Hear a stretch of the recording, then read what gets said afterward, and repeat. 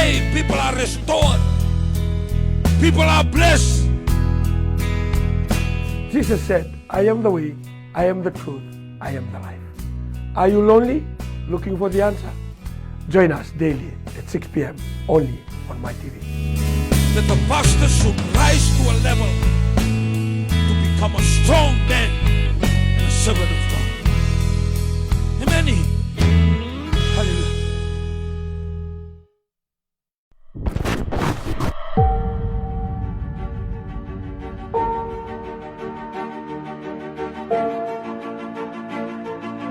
O kenda kenda na matalotu, kenda via reida na kaedaka, rai todo ko vechisu. Agani angona, edan kena ngunubi, kena dani kena tiba. Tuna ngona, ekoto mana dindu iba na lotu sa tigoro ba kena lotu burung mai. Mai bukatang kena daka tigo na tuisi, ena laman iba lotu. Current Affairs, every Wednesday at 6 p.m. only on My TV.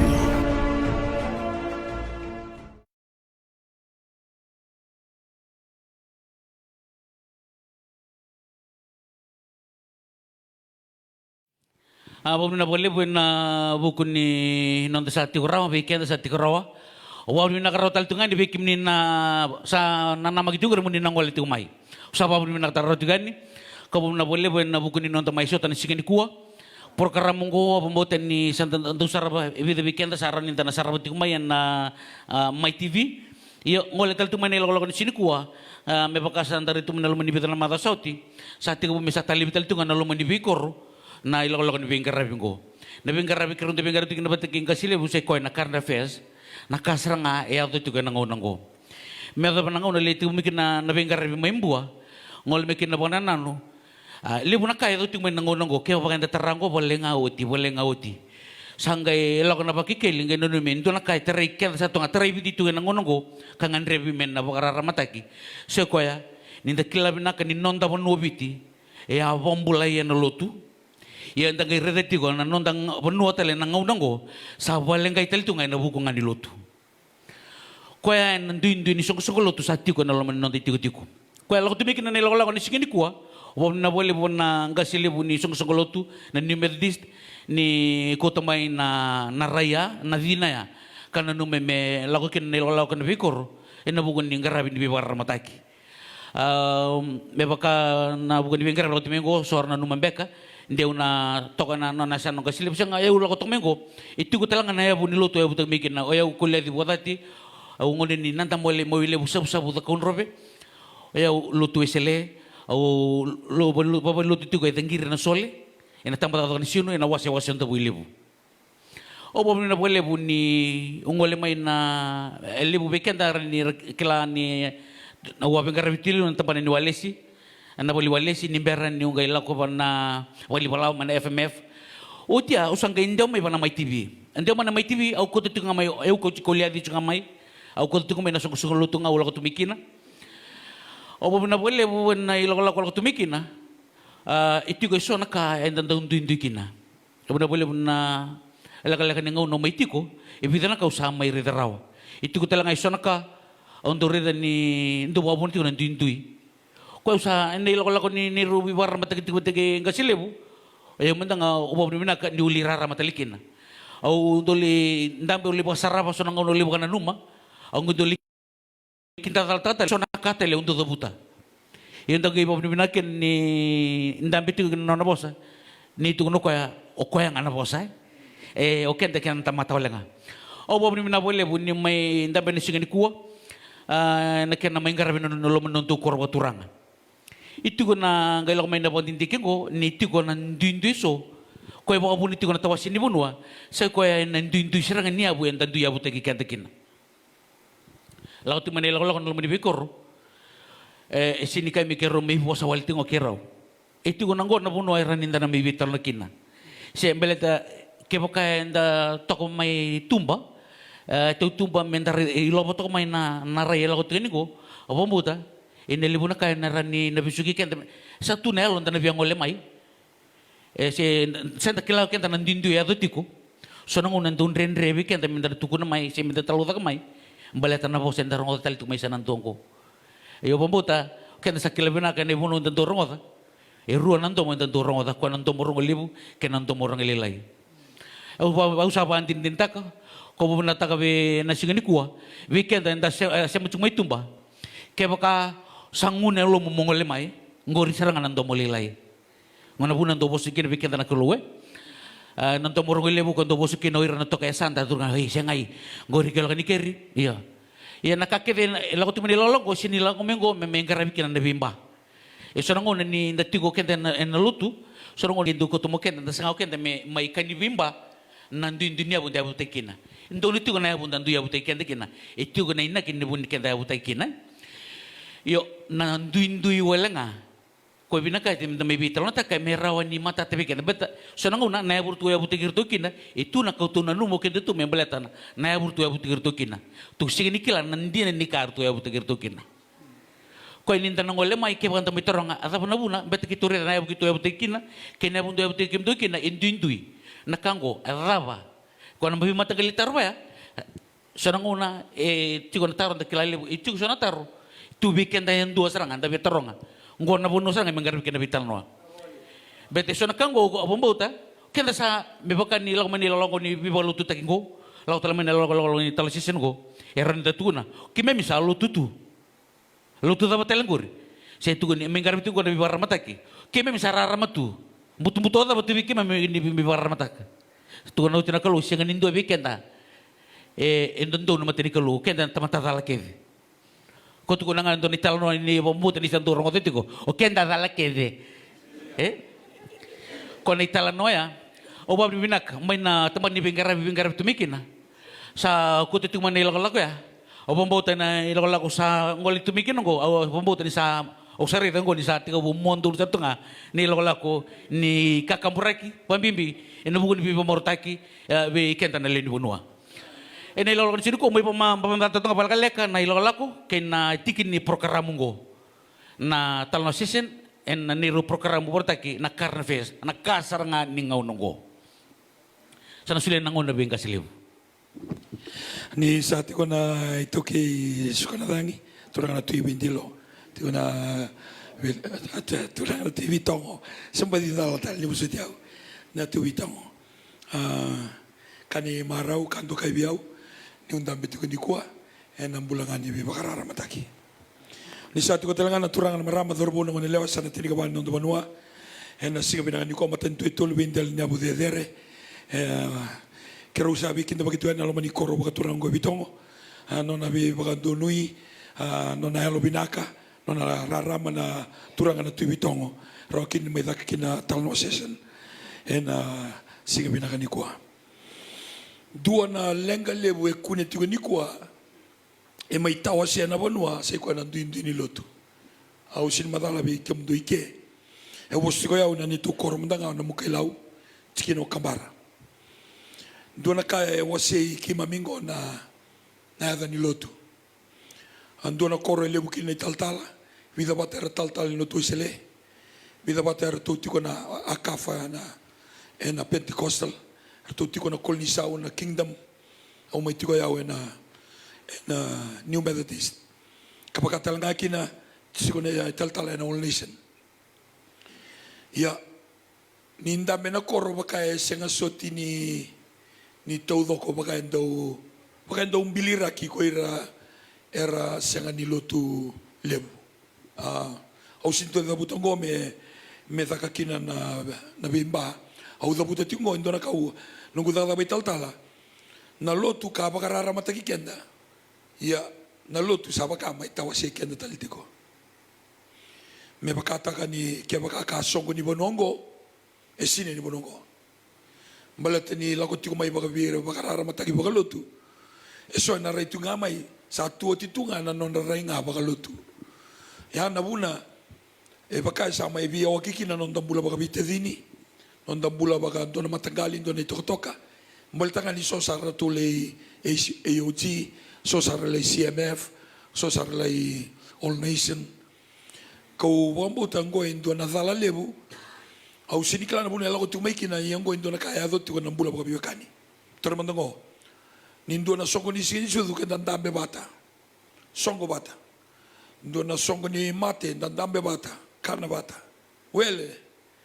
Se songo da banga baka mau. Dame bata kana bata. Duanga na songo ni lotu. People are saved, people are restored, people are blessed. Jesus said, I am the way, I am the truth, I am the life. Are you lonely? Looking for the answer? Join us daily at 6 p.m. only on my TV.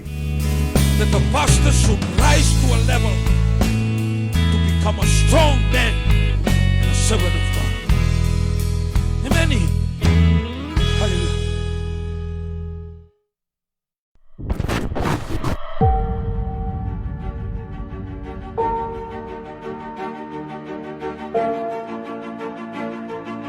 O kenda na tamata lotu, kenda via reida na kaedaka, rai tau dogo vetisu.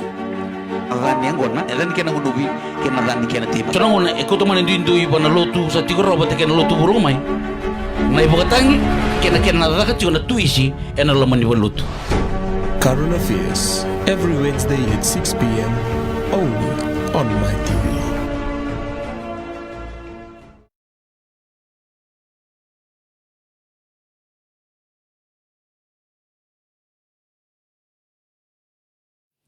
Baru na boleh pun buku ni nonton satu kerawa, weekend satu kerawa. Baru na kerawa taltungan di weekend ni na sa nama gitu kerana ni nangol itu mai. Usah baru na kerawa juga ni. Kau baru na boleh pun buku ni nonton mai so tanah sikan di kuah. Perkara mungko pembuatan ni santan tentu saraba di weekend saran ni tanah saraba itu mai na my TV. Iyo ngol taltungan ni lagu di sini kuah.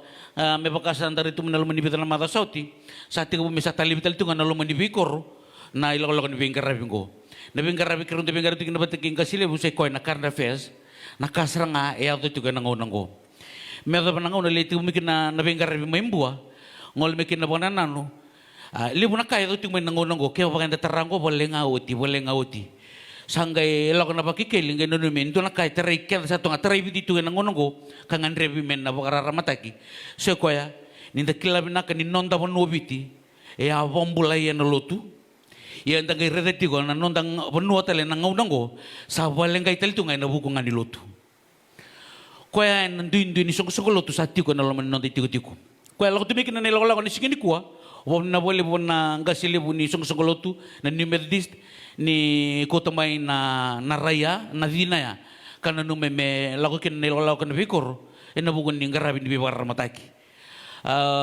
Me baka nabukungan ni bingkar lako tumingo suar na numambeka.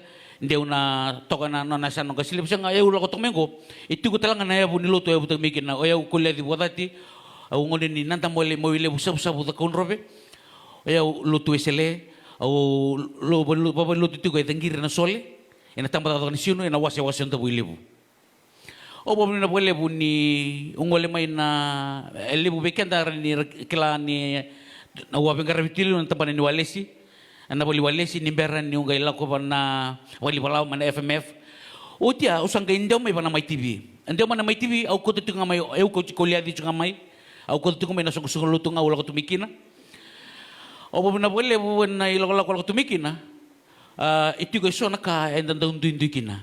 O ba na wali na, alaka-alaka ni ngaw no may tiko, ibida na ka usama may rida raw. Ito ko talaga iso naka, ang dorida ni, ndo wabon tiko ng duin. Kau sa nilako ni Ruby Barra matagit-tigit kasilibu. Ayaw man nga ubaw ni minaka ni ulirara matalikin.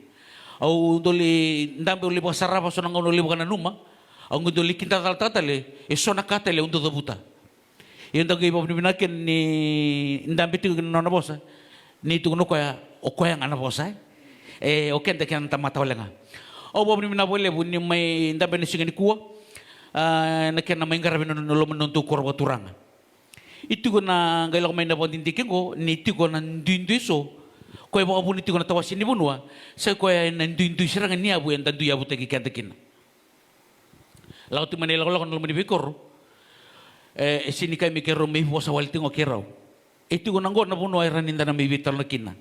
Siya mbeleta, kaya baka enda toko may tumba, tumba mendar ilobo toko may naraya lago tingin ko, o pambuta, inelibu na kaya narani nabisugi kaya sa tunel on na biyang oleh mai si senta kilaw kaya nandindu ya tiko so nang nandun ren rebi kaya minda tuku na mai si minda taluta ka mai baleta na po senda rong hotel tu mai sa nantuang ko iyo pambuta kena sakila bina kena ibu nuntan dorong oda rua nanto mo nuntan dorong oda ko nanto morong libu kena nanto morong ililai au sapa antin tintaka ko bubuna taka be nasigani kuwa weekend anda se mutu mai tumba ke baka sangune lo mongole mai ngori serangan nanto molilai ngona bunan do bosikin weekend na keluwe nanto morong libu ko do bosikin oira na to ka santa turga hei sengai ngori kelo kani keri iya iya nakake lago tu meni lolong ko sini lago mengo mengara bikin na bimba sorango ni ndatigo kende na lutu sorango na ndangi do ko to moken na sanga kende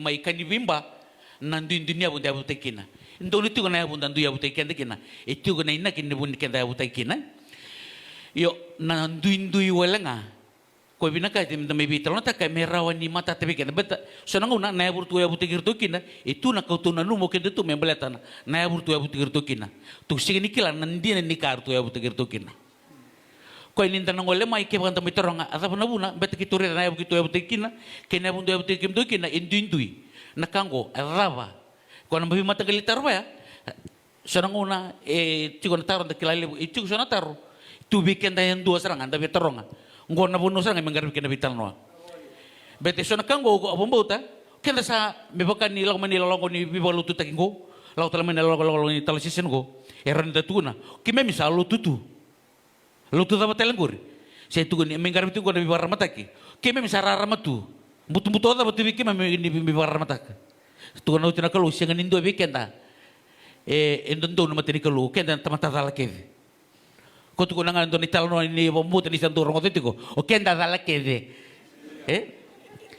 ko ni talano ya o babi binak may na teman ni bingara tumikin na sa kutu tu man ilago ya o bombuta na ilago sa ngoli tumikin ngo o bombuta ni sa o sari ngo ni sa tiko bumondo sa tunga ni ilago ni kakamburaki pambimbi ino bugun bi pomortaki be kenta na leni bunua ene ilago ni ko may pamamata tunga palkaleka na ilago kena tikin ni programamungo na talno season en na niru programa portaki na carnfest na kasar nga ningaw nungo sana sila nangon na bing kasiliw ni sa tiko na ito kay sukanadhangi turang na tuyo bindilo tiko na turang na tuyo bitongo somebody nalatal ni musutiaw na tuyo bitongo kani maraw kanto kay biyaw ni undang bitiko ni kuwa en ang bulangan ni bibakarara mataki ni sa tiko talaga na turang na marama dorbo na lewas sa natin ikaban ng dumanua en na singa binangan ni kuwa matentu ito lubindal ni abu dedere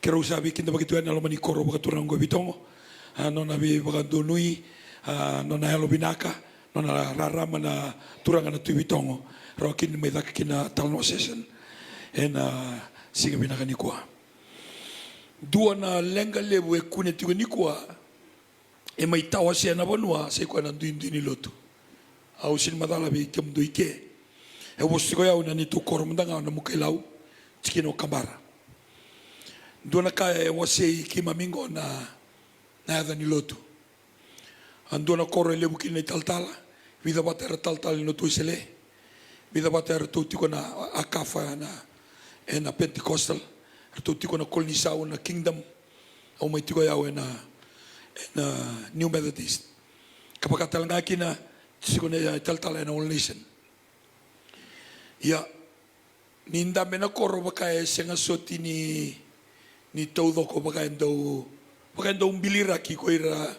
era senga ni lotu lebu au sinto da butongo me takakina na bimba au da butongo indona kau nungu da betal tala na lotu ka bakarara mataki kenda ya na lotu sabaka mai tawase kenda talitiko me bakata kani ke bakaka songo ni bonongo esine ni bonongo malatani lago tiko mai bakabira bakarara mataki bakalotu eso na raitu ngamai satu titunga na non rainga bakalotu ya nabuna e baka sa mai bia wakiki na non dambula bakabite dini non dambula baka dona matangali dona toka maltanga ni so sara to le AOG so sara le CMF so sara le All Nation ko wambo tango endo na dala lebu au sinikala na buna lago tumeki na yango endo na kaya do tiko na bula bakabiwekani tora mandango nindo na songo ni sini sudu ke dandambe bata songo bata Ndona songo ni mate ndambe bata kana bata. Wele se songo dava nga baka mau dambe bata kana bata. Duanga na songo ni lotu di kana. Ortu songo nga ortu na vesele ke songo nga na EUG ke. Ko na numati ko e vinaka menda vital na takana dava manda na kain don me kotomai na nonda tutubata sangai baka mai mbili rakati ko menda biwaki. Nangaw na sa tiga bumbita kina na yango na umbitan tabako. Siyang saranganin doon na tatingo si tuwa kang gwela ko may bale. Yan na bimbi ni kaukayati ko. Kenda biwe kanya nanra. Kenda sinibiwe kanya na ka enda kanya senda ngunubo senda bagay sulukina. Si mani bakadawa na loto enda leiduru may sini musuka lebi nonda bula baga biwe kani. Yan doon na vitala noa baka endo yado tu nando na korba biti tormanda ke baka ke to tiko mai indama karola gondo na bimbulu endo na marama ko marama sarnga na koro ndama ruana bula sa lande mai kina New Methodist ngone kalibi kino na bula ngai baka tambu imele da kano na lotu ni somate na balilotu nono na bula todo ko vingara bitu na le soko lotu tiko ika mbale tangani sa may bisono na luto. Sangka may takano na songo ni niluto na hol. Uto na tikongo, yan na kay ko tamay nandindi. Au sa anduri taki mabuna, au sa sine na tamata, sine ito mo kito na. Sangka ita na yan nga ni baliluto nduri tumaya. Yan na buna ukay tiko kina. Menda kako ni makatara, so nan rakinimbula, may tawas siya na nonda viwekani, sinonda matagalibata, sinonda toko bata. Mbalatanga ni sona vakasa ma sini rara mara kenda lotu tiko ya kenda sini lotu tiko bechisu nonda lotu ya tonga e balinotu ko bambo tongo na buno e ko tume kenda ndindi ke baka ke robita dini kan ndindi na ne rolotu e sini ko talibanga na robita dini ya ndona kambimbi ko reda me baka ndewata ke baka ndondo kina banua ke baka ke minta bitu ni taltala Endon me na bosa wa ndondo kina na iliulu ni bosa. Sendo na turanga tui me bata ki na tui bitong. Me baka ndondo nu takatiko. Per ni tal me raka ko me waseti ko na. Ni tal kede si soko lo tu daba. Kima mitutu mata kede nga. Na banua e bilu tanga ki na gora na iliulu bo banua. Ada ini reitu me ngori ni resa tunga ko na indamenda be bo na indamenda be ni lutu. Me unangaro no nambula. Ang garo no munimbula. Au silinda me mai daga. Sekatala ndo no guelo fi daga. Dona kale mo redetiko na ni mamimbula na italtala si so lutu daba. Ki mami sa mai via sungura ki mami tiko mig mami bakatulewa ena kaba banua. Ni mami lo fingo mig mami garabanga na kalu na tamana. Kalu na lubena, kalu na elotamo. Sarang may binaga kini mami bingarabe na banua. Balta ni vinaka ni may bibingara wana kina ni ki maminto mo nga ni kalu ni maminta binga nang garaman na kalu lutu may nando mo na may bakante watagi bigwa o koya bi kemuni na nakaure de tigo endon me engan reba seranga na bi bagarara mataki balta lebu na ngona balta ni uzuru matiko na bi korkoro sa chinika di ongo nemba kina nugo dawa wa do bi balutaki au gerede kina na bili raki ni pentiko na bi korwa witi e makasaranga na nugure au nindo e buno tiko kam tabako ngune ngona vi wali tu Italia ngaindo e lolo masu dendo na buno e kasta kitu kina na banongo endo me se mani bagada tu na soko tu leilai se mani bagada tu na soko tu beka biliraki mendana numa tu nga ni sa baganduria da na kalu endo na non tamata ni sa sindo winding itagi bogelo na kalu na buna sa rimbimbi kina na non tambe babonua o lulunya busa lulunya bono mekila isa sengan ni rule taki ko tal ko me rule taki tal ena sengan indo na kase ni muri ko na kalo ko toko na nandina ko sin toko na itutu na kalo sin toko na nagaseleu ko toko na nandina ko tuta nga nandina baleta nga ur non danga se rasando roko baka lebu sara na dalawai tal na ndo na ngona paltani rai tal andina sarga ni kalo iliu do tania sau ni kalo la ko batakeira Salah ko sa pas taki so buti umay. Iya ni sa pas taki so buti umay. lewi ke mamine tal ke mamisa sini adora na lolo ke na masu ke na maro i sosa ni kalu ke mamisa nguta na ilabo ke mamisa nguta na me tiko ne mambale vinaka me lori me va gas tamo so tiko mamisa vinakata sa vida la tina ka ku tisu ndola ko na sala do ka ko ni ko tendo na izuruzuru do ka ko ni ko tendo na tanga ni labo ma ata be ka tiko ka ena loma ni ngoni sala ngori au na bi bagarutaki sala ko lako klani utora baka ngona ni nikua we are abusing the office as a taltala kima misama via lewango mbalato non rabi baka roro taki urna lili banua sanga lutunga o tu non dolke na warita ki usala mai bituranga na tui bitongo o mai kermi ka kito bia bi balu taki tiko tono ko santon ndo ngai lewanga na buno ndo bi balu taki na yan ndo ngai baka roro taka bitaltala ondo kasaranga au sini baro taka bitaltala o ke muni ngan sabai yo ngamai o ke muni sa ko guri o tal ke rutu to batanga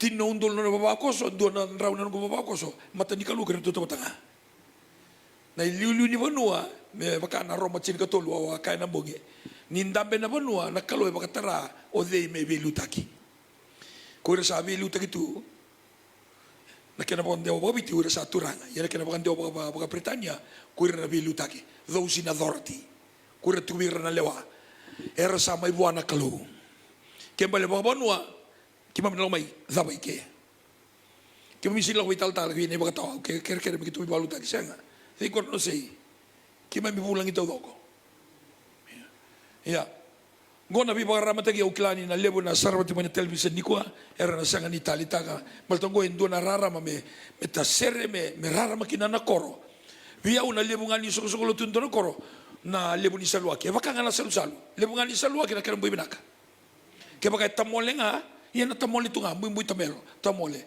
ke baka makosoi mbui makosoi tunga ke baka udi ia na mbui udi tunga ia ke baka ko bi dhuru makitaka satu toka na bi sola ya na ngure detiko na lebu ngani bi baka rara mataki na ndona bonu ndona koro enda bi tazini baka yalo termando ya ke usala ko ndona ba ndona koro zaka tuna pa lotu tiku bichisu ker tu polo tu ser tu langa same or tu exansong ser tu babli naga siang no ko lot ya kembali non da biwe kan isanga top up taki ni sa sing biwe kan nga bakan ra ken sa biwe kan tale enan ra chisu kembali sanga ko da tale non da bina numi koli toto ko bauti engasile dona tutuntian ni portato ka eu mandanga no ko basara to non da bonua sono una henda na sanga to meken nindari de to na lo no de bonua ndari na tukutuku kamburaike nindari de to ni sanga me bina ka chuno to bonua si tuni todo ko bombota na nguri mandanga na nguri to na bibono mandanga ulau kina sono una weekend na lini bonua sandrendre weekend mendarongo na turanga ni bonua ken santo na kan ndanga ngarabi lotu o sinikaya nindang ngarabi tisu sandaling ngarabi lotu sa lilay na nonda redo kenda na buno ndondo menda didikina menda reda na to kini buno ko menda reda da ken betena ni bombata betene o kimni na italtal kimni na ngol mai kamanda may na kor ke ko ni lang may na kor ni na may bagay tebe nga lumani bidang na bak si bida o tanilis tolungan yang baki iyo turun ni buno ko na tuga na kor na bingo na kede inda garito ngonongo elebu weekend na lini buno non de bi koro bombuta sa mulmulu mutu mana nonda rongo tu na lewani bunua sa lebu tu na nonda ngarabat tu na lutu sini ngarabat tu ko chisu ngarabat tu na lutu ngarabat tu na lutu ko seranga yan dona tiki na urere tu ko na buni ken ngarabat lori tu nintintu ko belete ni seng ninda ngarabat chisu entang ngarabat lutu nangono ko ngarabat kalau binakakina sanagay matatabi ko na numubiwakani sini binakatu ko numubiwakani balte elenga tu kono mubuya kani batakina kalu ndo ke robital no batakina gasile no tu isile bitanga mado sauti gitu loga ni sabi nakanga no mubuya kani batakina kalu hendanga ibina kana no mubuya kani giran tamata biya won tamanin donu bagat sinia ni binakanga no mungaraw na kalu sanangay matata no mubingara bi buya kani au sinikati kongo na itopo kini babala au katungo na biya kani ke membal na bilo manindina bilo manititombu Wiloma ni ezurutu iloma, nabi musitindina, dendre nabi kaseti nabi indusi, ndola tiko nga ko ebia taro ke tu se tiko mandangango na vive kan ndona koro ko tu tiko lebu na ngona ni kwa tol manda ke ndona balilotu ko vi katara na balilotu koro le ya kembale na balilotu ya to batsara kina holgo eanga kina koro eanga kina banua ya so nangona ki minital tala sangay red stata kina valea masa valenga ni soko lutungo ke do television no lotu ngai bangarata no mo lotu ye biau eno don me bakasaranga na hol ertu na matagal ertu me bia mbose na hol ertu lang mai sinitar na hol menon nga do na matagal sendu na to etar na hol na kanikoro ke mal nabiwe kanya ando don mitiko torman tamay na mukilaw ono rifoti ko kinito koro na baliluta tara ni mamigasi ni sama ini umedadis ano ko baliluta nga sindo don me bakoi biao ya na lotu na ningarabingo na lotu kenda to baliluta kenda to nga nakapakayango do na lilunya busa ya mo ibonole na tikino na muka norto baliluta e wasirua mataka ni umedadis singalebu lotu esele le kapitali ni meldis dua nga na baliluto me bakanga na hol ya ningaraviti ko indua na kalu dua nga na voltambo dua nga na yada dadabuta dua nga na alo tambo e modi kenda bata nagitaro nga na daban ndindi ndada ba isinro ni wasikina na baliluto na ngauna ono kina tolu ono kina diwa 3 hours doni sokoloto diwa kina chinikarua doni sokoloto chinikarua kina tolu doni sokoloto tolu kina ono doni sokoloto roni kai combine nambongi pingarabina sokoloto go ni kadibango na banu ambalata ni mata utiko weekenda nanon da vive kanito no mani baliloto sanga kenda solebuta na banua na watang ndenge daki baltan dakila e sini mai taru weekenda na luto sa nanu muni bertatu ka baka ngausara butu ba lelo na kaya kang andon ne boso dala ko tuna ko sangkin do song kumbula ko sangkin do song kumbula na kau tu kuna tikungo ningo na sa tormanda kena with all due respect we kena na turana ka selebu na uri bol lebu kena tal gasi ni lotu selebi tikere toma sini tukuna tungo mo bada do ni susul o tukuna tungango na religious spirit mena nangaro na mekakonita ko sumai na religious spirit ko embosiki no kaya funa betelebu wata kaya na yasa na lubiana na yasa nga wati kaya fa o rongo indo ba me ba mati ko chisu ni bia ko tukumai na kava kalu ya na buna mena nangaro ni ndendo na lotunga e vagabula tiko na lenga na dona koro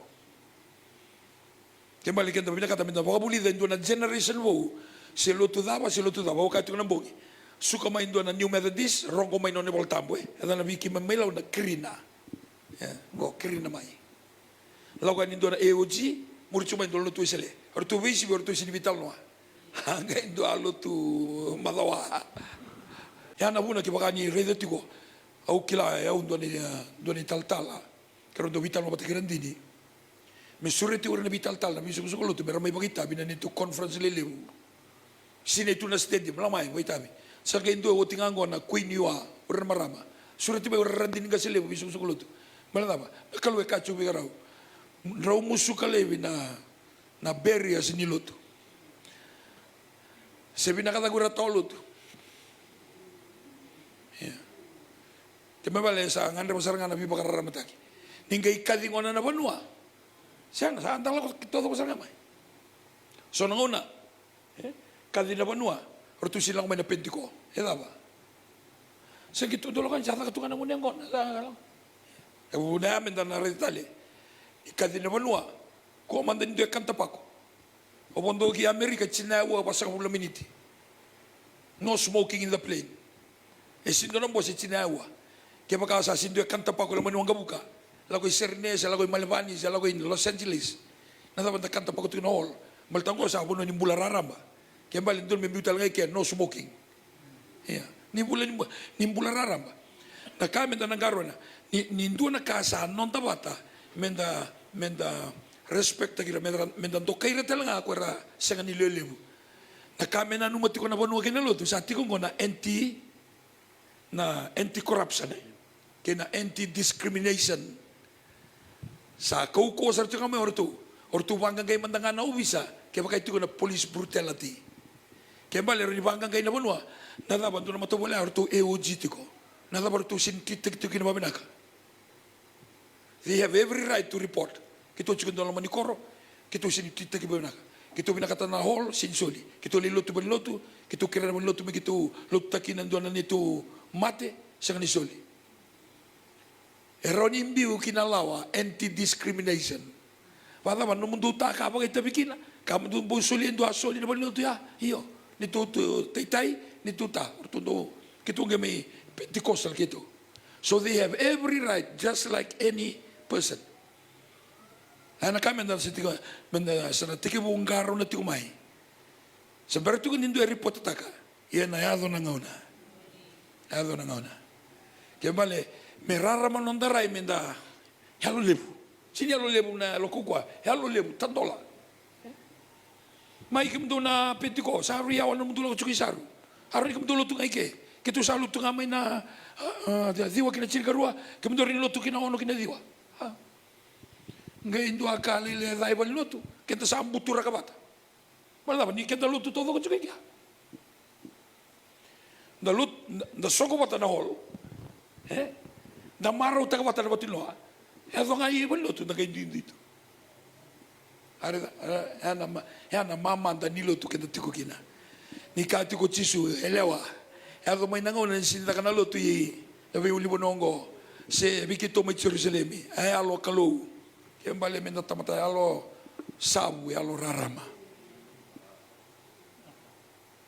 na kia ko biya tarunga labatan na linga muni na koya ni ndona Mike Koli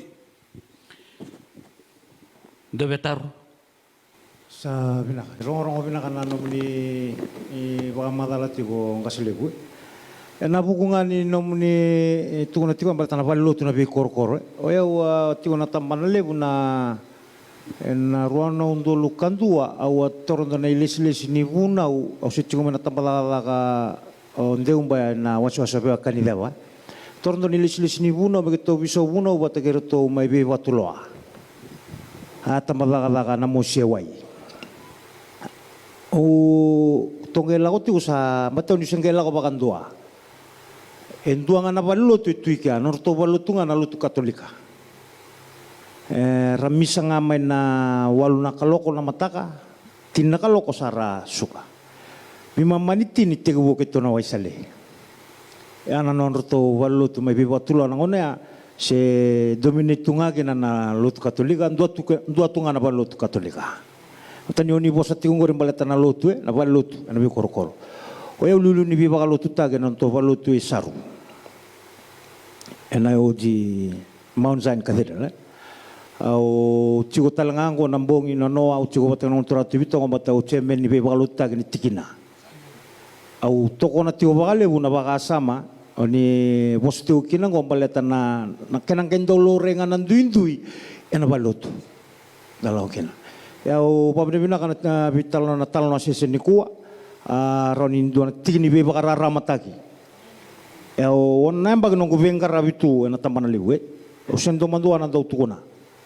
o toque de mai vale non gungase tarana balutu ko tiungo mai na bagana bagato tiungo na bagana numi mai na biango ana nongu tai ro viada ni tiungo te ko ngone biau ni ko tiungo Amerika o wote o tini tamata me ulago mai baleta ndua au sa usanganika ni unrota kamai sianga baletanga ni sianga ni baga muri baga binaka na tuwa nika balet Yesu Kristo ena nona lotu baga yala nakau tuna tiungo baleta nongo bengara be sama baga yala sa tunga na lomen lotu sianga ni umbasi garawa ena ndua na bela betini kena garabindina na baga uli Yesu Kristo Alau te wakalela ina karua ni Wola Ichoni ena tine viwa.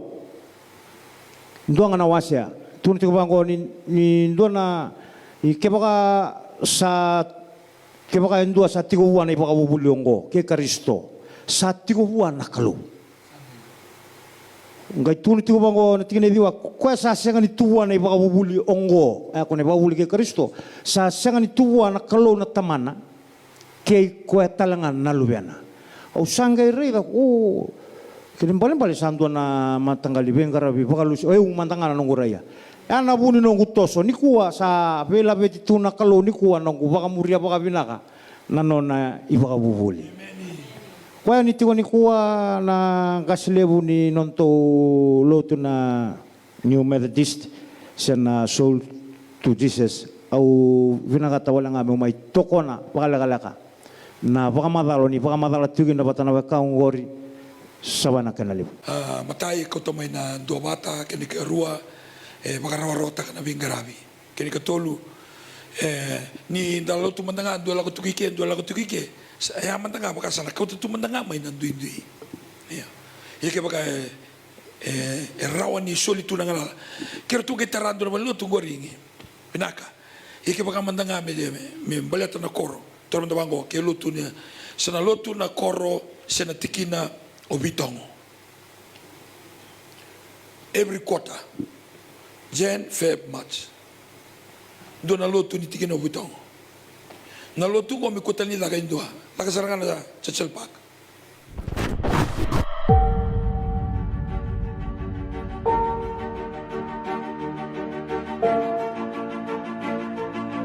O kenda na tamatalotu, kenda biya reida na kailaka, raito ko bechisu.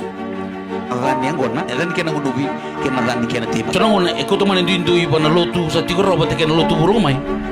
Mai bukatangi kena daka tigo na tuisi ena laman iba lotu. Current Affairs, every Wednesday at 6 p.m. only on my TV.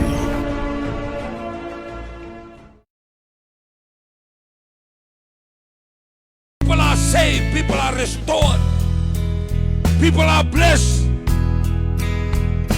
Jesus said, I am the way, I am the truth, I am the life. Are you lonely? Looking for the answer? Join us daily at 6 p.m. only on my TV.